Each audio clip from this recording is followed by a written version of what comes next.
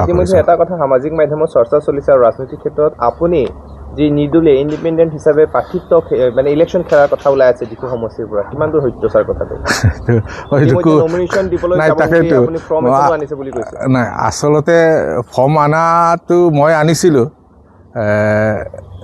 declare দিয়াৰ আগৰ পৰাই মই ফৰ্মটো আনি থলোঁ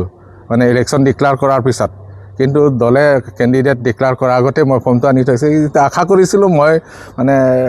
এইবাৰ টিকেট পাম বুলি সেইকাৰণে মই লৈ আনিছিলোঁ কিন্তু এই অৰ্থ এইটো নহয় যে মই ইণ্ডিপেণ্ডেণ্টৰ পৰা উঠোঁ আৰু এই যে ছ'চিয়েল মিডিয়াত যে ওলাইছে মই বোলে নিৰ্দলীয়ভাৱে প্ৰতিদ্বন্দ্বিতা কৰিব এই কথাটো ৰাতিপুৱা মই ফোন মানে ধৰি লওক ৰাতি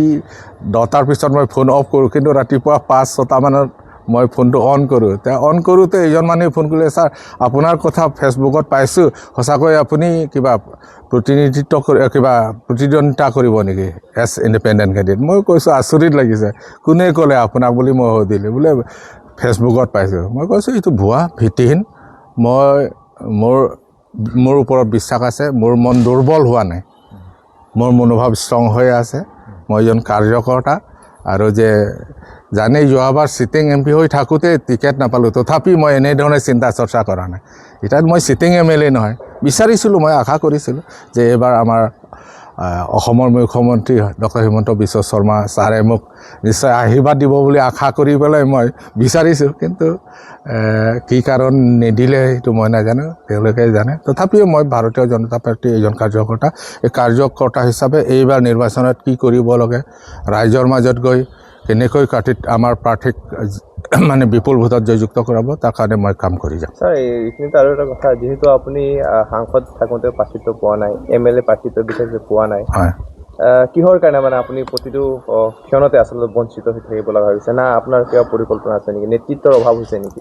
তাকেইতো এতিয়া যিসকলে মোৰ পৰীক্ষা বহীটো চাইছে তেওঁলোকে ক'ব পাৰিব মই কিয় ফেইল কৰিছোঁ গতিকে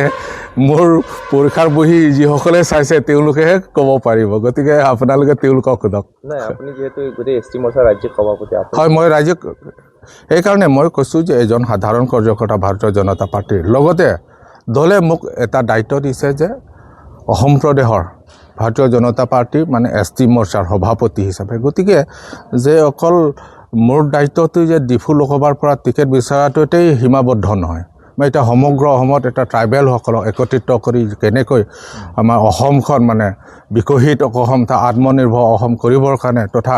তৃতীয়বাৰ ভাৰতীয় জনতা পাৰ্টীৰ চৰকাৰ দিছপুৰত আনিব পাৰে তাৰ কাৰণে যিমানে অনুসূচিত জনজাতি 14টা অনুসূচিত জনজাতি চিজুল ট্ৰাইব কমিউনিটি আছে মিচিং বড়ো কাৰ্বি ৰাভা তিৱা সকলোক মানে মই এতিয়া নেতৃত্ব দিছোঁ গতিকে মোৰ দায়িত্ব হ'ব যে অসমখন এইবাৰ নিৰ্বাচনত যোৱাবাৰ লোকসভা ইলেকশ্যনত আমাৰ অনুসূচিত জনজাতিয়ে ভাৰতীয় জনতা পাৰ্টীক কিমান পাৰ্চেণ্টেজত ভোট দিছে তাতকৈ দুগুণ বঢ়াবৰ কাৰণে মই কাম কৰি যাম ছাৰ যিহেতু ৰাজ্যসভা অথবা পৰিষদৰ নিৰ্বাচন খেলিব নেকি পুনৰ প্ৰাৰ্থিত্ব বিচাৰিব নেকি নাই এটা 2027ত আছে হয় নাই তাকেতো এইটো ধৰি লওক এটা বিধানসভা নিৰ্বাচন হোৱা নাই হ'বলৈ গৈ আছে গতিকে মেট্ৰিক পাছ কৰাৰ আগতে ইউনিভাৰ্চিটিৰ নাম লগোৱাৰ কথাটো নাহে গতিকে আগতে মেট্ৰিক পৰীক্ষাটো পাছ হৈ লওক তাৰপিছত কলেজত এডমিশ্যন ল'ব ডিগ্ৰী পঢ়াৰ পিছতহে ইউনিভাৰ্চিটিত যাম গতিকে এইটো সময়ে ক'ব এইবাৰ কিমান আশাবাদী ছাৰ যি ডিফু সমষ্টি হওক বা কাৰ্বি আংলঙৰ যিহেতু 4টা সমষ্টি আছিল এইবাৰ 5টা সমষ্টি কিমান আশাবাদী আপোনালোকে ভাৰতীয় জনতা পাৰ্টী বৰ্তমানলৈকে আমাৰ ভাৰতীয় জনতা পাৰ্টীৰ শক্তি যথেষ্ট মানে শক্তিশালী ভেটি পূৰা আছে ৰাইজে সকলোৱে সহযোগ দিছে গতিকে 5টা চিটতো ভাৰতীয় জনতা পাৰ্টীৰ প্ৰাৰ্থীয়ে জিকিব বুলি মই আশা কৰিছোঁ সমষ্টি কিয়নো AP হিলছে যি মিত্ৰ দলৰ যি বৰ্তমান প্ৰাৰ্থী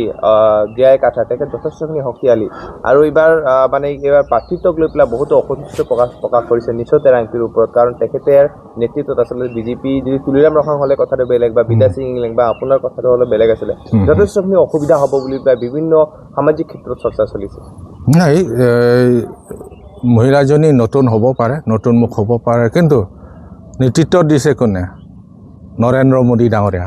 অসমত কোনে নেতৃত্ব দিছে ডক্টৰ হিমন্ত বিশ্ব শৰ্মা গতিকে আৰু জিকা অহাটো 100%